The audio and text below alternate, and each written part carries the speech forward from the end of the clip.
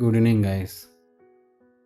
இன்றைக்கி வந்துட்டு நியூயார்க்கில் எப்படி ட்ரேட் பண்ணியிருக்கலாம் அப்படின்னு சொல்கிறேன்.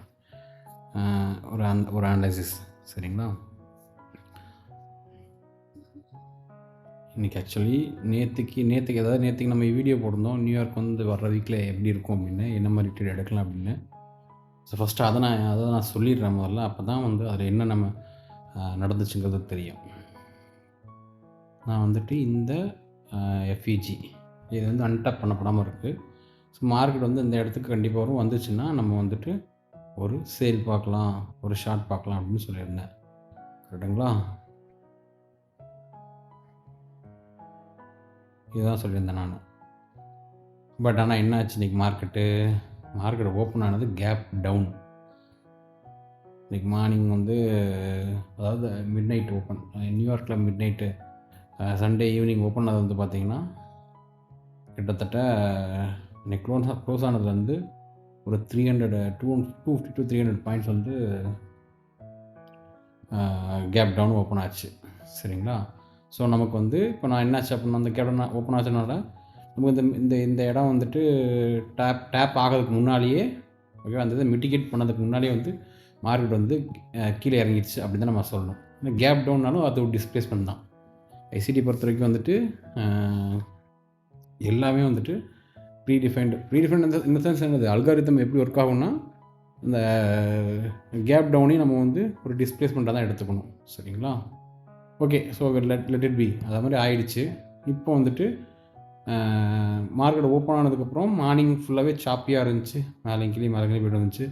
ஏசியன் செஷன் வந்து ஜஸ்ட் ஒரு லோ பர்ஃபார்மெண்ட்டு இப்படியே மேலே தான் இருந்துச்சு. திரும்ப லண்டன் செஷன் ஃபுல்லாகவே சாப்பியாக இருந்துச்சு. நியூயார்க் ஓப்பன் ஆனதுக்கப்புறம் பார்த்தீங்கன்னா அதுக்கு மேலே நியூயார்க்கில் நம்ம 1 மினிட்டில் வைக்கிறேன் பாருங்கள். நியூயார்க் வந்துட்டு இப்படி, அதாவது என்கியூவில் வந்து லோயர் லோன்னு ஃபார்ம் பண்ணுது. வேற வந்து இஎஸில் வந்து ஹையர் லோன்னு ஃபார்ம் பண்ணுது நியூயார்க் ஓப்பன் ஆனதுக்கப்புறம். ஓகேங்களா? இந்த மாதிரி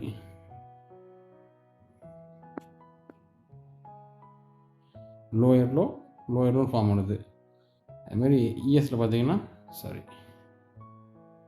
இஎஸில் பாருங்கள், ஹையர் லோன் ஃபார்ம் பண்ணுச்சு. அதே மாதிரி சேம் இது வந்து அப்பர்லேயும் இருந்துச்சு. பாருங்கள்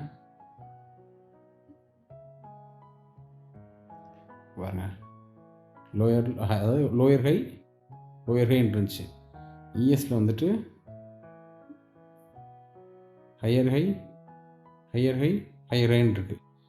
ஸோ இந்த மாதிரி வந்துட்டு இருக்கும்போது சத்தியமாக அதாவது யாருமே பண்ண முடியாது. ஆக்சுவலி யாராலையுமே வந்துட்டு ட்ரேட் எடுக்கிறது ரொம்ப ரொம்ப கஷ்டம். ஓகேங்களா? 1 மினிட்டில். ஸோ நான் என்ன சொல்ல வரேன்னு கேட்டிங்கன்னா, இதை எடுத்துக்கலாம். எப்படி எடுத்துக்கலாம்னு சொல்கிறேன்னு பார்த்தீங்கன்னா, நமக்கு வந்துட்டு 1 மினிட்டில் நமக்கு வந்து எந்த டைம் ஃப்ரேம், அதாவது ஹையர் டைம் ஃப்ரேம் பயஸ் எதுன்னு தெரியல. சரிங்களா? வேறஸ் இப்போ எக்ஸாம்பிளுக்கு வந்து ஒரு 1 ஹவர் போய்க்குங்களேன். 1 ஹவர் போய்க்குங்க. 1 ஹவர் டைம் ஃப்ரேமில் நம்ம வந்து ட்ரேட் பண்ண போது 1 மினிட் ட்ரேட் பண்ண போகிறோம். 1 ஹவர் டைம் ஃப்ரேமில் நீங்கள் இந்த ஸ்ட்ரக்சர் என்ன நினைக்கிறீங்க? இங்கே பாருங்கள்.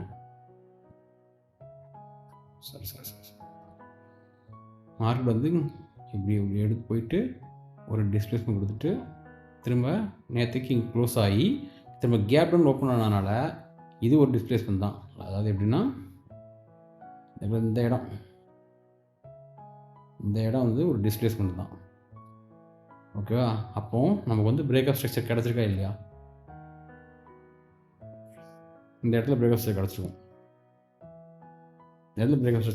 ஸோ நான் என்ன சொல்கிறேன்னு கேட்டிங்கன்னா, நம்ம வந்து இது 1 ஹவரில் பார்த்துட்டோம். ஓகேவா? அப்போ வந்து நமக்கு நியூயார்க் ஓப்பனிங்கில் வந்து அந்த 1 மினிட்டை பேஸ் பண்ணி பெருசாக ஒன்றும் ட்ரேட் கிடைக்கல. ஆனால் நீங்கள் வந்து இது ஒரு 1 ஹவர் வந்து ஒரு ஹையர் டைம் ஃப்ரேம் வச்சுருந்தோம் அப்படின்னா ஒரு 15 மினிட்ஸ்க்கு வாங்க. 15 மினிட்ஸ் வந்துன்னா ஒரு அன்மிட்டிகேட்டட் ஐஎஃப்பிஜி ஒன்று இருக்குது. அதாவது கேப் டவுன் ஆனதுக்கப்புறம், இந்த கேப் டவுன் ஆச்சு பார்த்தீங்களா? இந்த கேப் டவுன் ஆனதுக்கப்புறம் அன்மிட்டிகேட்டட் ஒரு ஐஎஃப்பிஜி இருக்குது பாருங்கள். நான் இப்போ என்னோடய வீடியோலாம் சொல்லியிருக்கேன். என்னோடய ஃபேவரட் பிடிஆரை வந்துட்டு ட்ரேட் பார்க்குறதுக்கு ஐஎஃப்இஜி தான் சொல்லியிருக்கேன். கரெக்டுங்களா? ஸோ இந்த ஐஎஃப்இஜி பாருங்கள். இது வந்து அன்மிட்டிகேட்டட். எப்போ வரைக்கும் நியூயார்க் ஓப்பன் வரைக்கும் அன்மிட்டிகேட்டட் தான். ஓகேவா?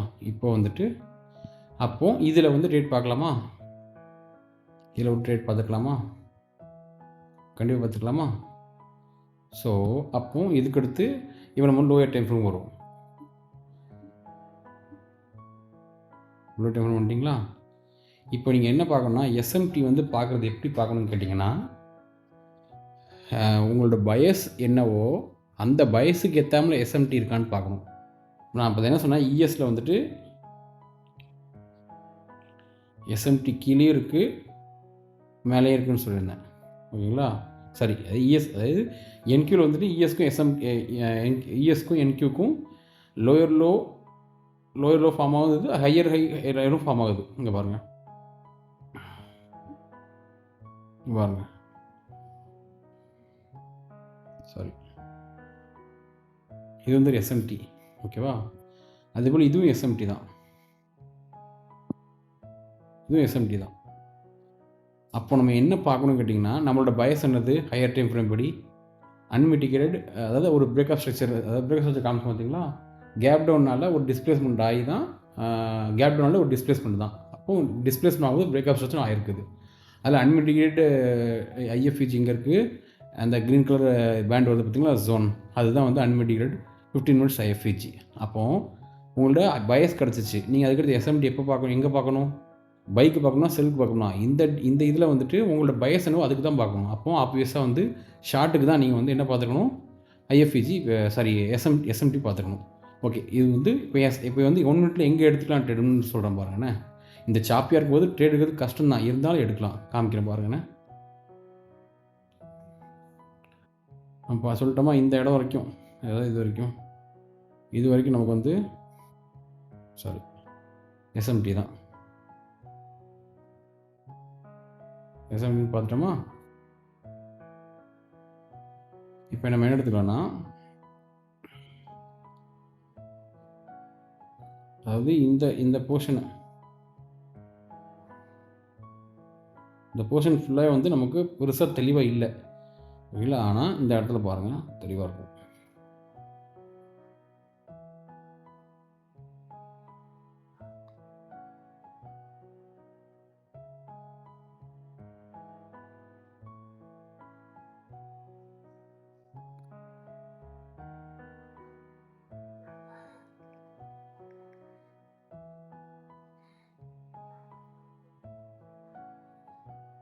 அந்த ஐஎஃப்இஜி வந்துட்டு இந்த இடத்துல வாங்க, டேப் ஆயிருக்கா, இந்த இடத்துல பாருங்க, டேப் ஆயிருக்கா ஐஎஃப்இஜி. ஸோ அதை தான் சொல்கிறேன். ஸோ நம்ம அந்த இடத்துல ட்ரேட் எடுத்துக்கணும். திரும்பவும் சொல்கிறேன், நம்ம ஹையர் டைம் ஃப்ரேம் பயஸை வச்சு லோயர் டைம் ஃப்ரேமில் எஸ்எம்டி கன்ஃபர்மேஷன் பார்த்துக்கிட்டு ட்ரேடை இப்படி எடுத்துக்கலான்னு சொல்கிறேன். இப்படி எடுத்துருந்தோம்னா நமக்கு டிபி எதுவாக இருக்கும், 1:1 வச்சுக்கலாம், சாரி 1:2 1:3 வச்சுக்கலாம். அப்போ 1:1 எங்கே வச்சுக்கலாம், ஒரு நிமிஷம் ஃபஸ்ட் அதையும் பார்க்கலாம்.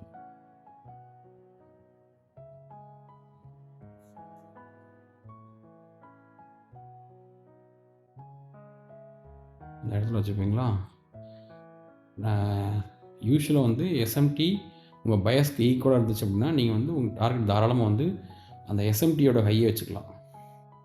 எஸ்எம்டி ஹை வச்சுட்டு இதை நீங்கள் டார்கெட் பண்ணாலே எவ்வளோ ஆச்சு, இதே நீங்கள் டார்கெட் பண்ணாலே வந்து 1:2.7 மோர் தென் தட் ஆச்சு.